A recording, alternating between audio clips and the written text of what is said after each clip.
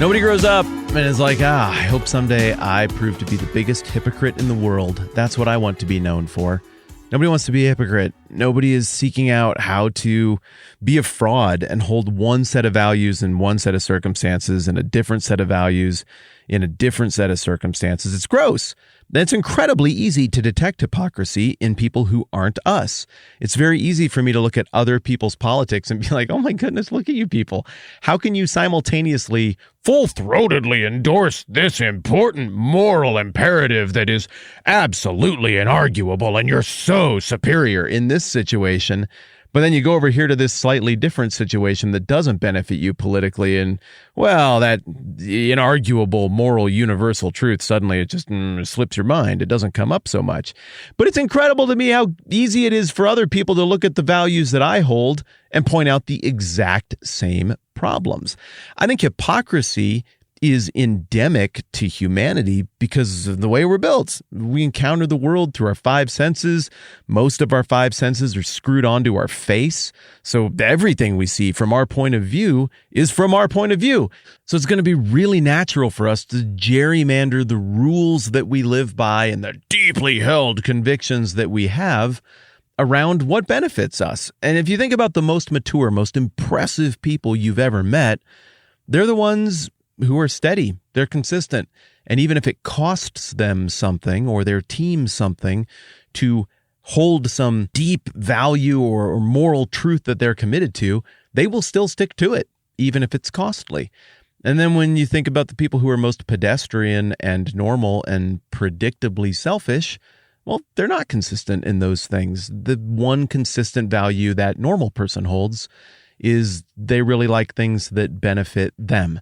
Well, the Bible would seem to hold out the idea that we are hypocritical and we have problems, and that hypocrisy is a soul issue. It demonstrates that something is really screwed up and wrong and off.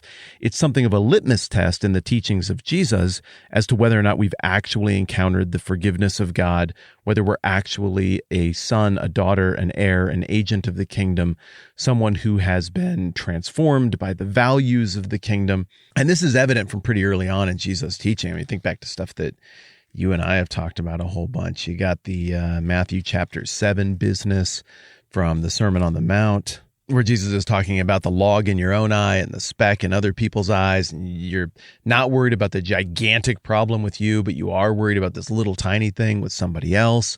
And then he goes on to say, hey, whatever measure you want for others, that's the measure that's going to be used on you. And I mean, the suggestion is be very careful. If you do the hypocrite thing in the kingdom, you will be assigned the harshest measure you use on anyone for yourself.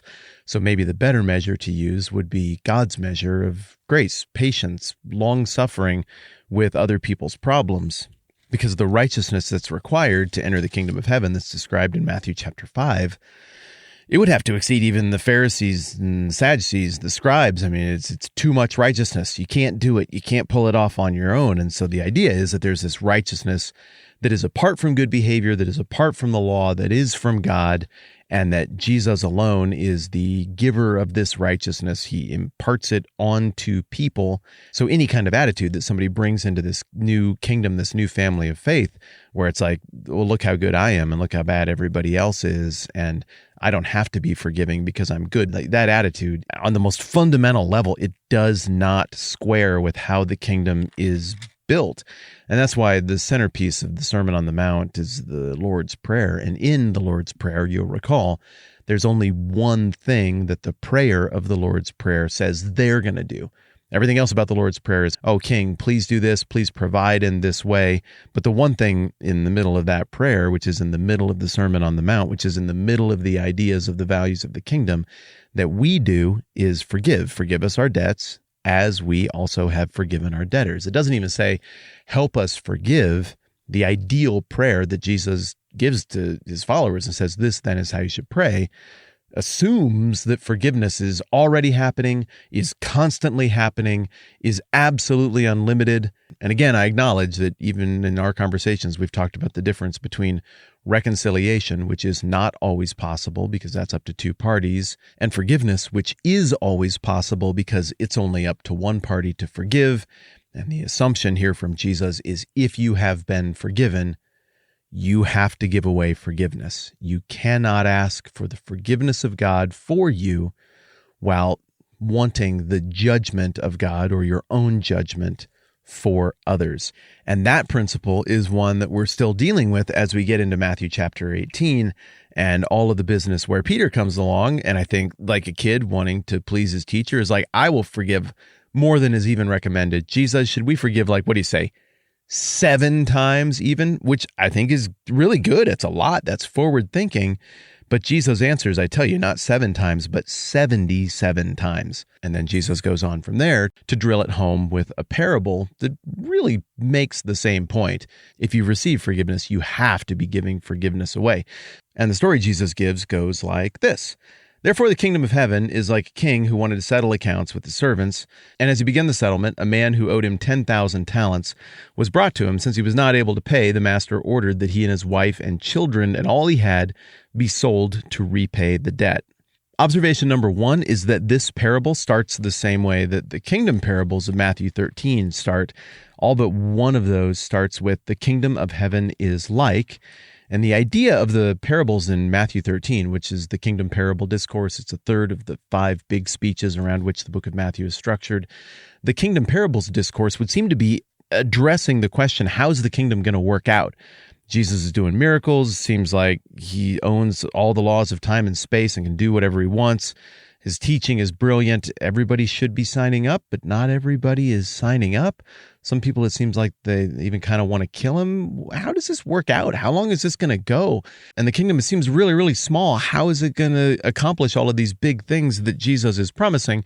Matthew 13 covers all of that stuff. But what I think is interesting here is that we're getting a hybrid parable. By saying the kingdom of heaven is like, we're hearkening back to, okay, here's how the kingdom is going to unfold. You guys remember this formula from chapter 13, but we're in the middle of this new family of faith, this community life discourse. So we're hybridizing these two things. Here's how the kingdom is going to unfold, but specifically, here's what the unfolding of the kingdom should look like at the level of your heart.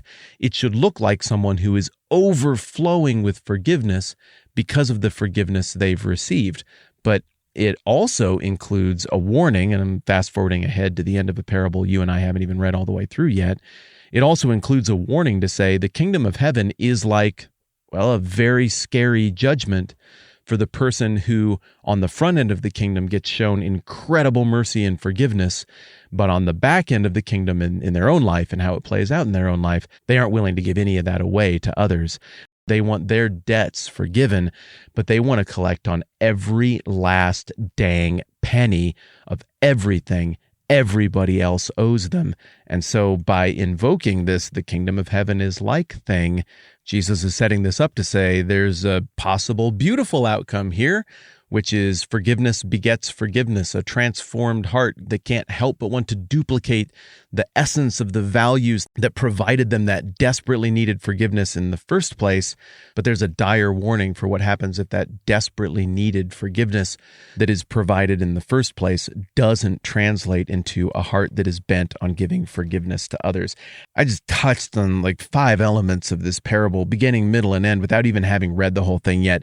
This is just going to have to be a 2-parter. We're going to pick it up right where we left off and keep going on this parable of the unmerciful servant. That's what it usually gets called in your Bible notes. We're going to pick up on that next time around. Hey, thank you to everybody who supports the program at patreon.com/the TMBH That is how this happens. And it's voluntary. Obviously, this thing's free. It'll always be free. So for some of you to be like, I would like to voluntarily kick in money on a thing that I can have for nothing is ridiculously kind of you. So thank you for making that happen. And to those of you who are not patrons of the program, don't ever feel like you have to do that. It's awesome if it ever makes sense for you. It's also just awesome that you're here. Thank you for being a part of this thing. I'm Matt. This is the 10-Minute Bible Hour podcast. More on the parable of the unmerciful servant mañana.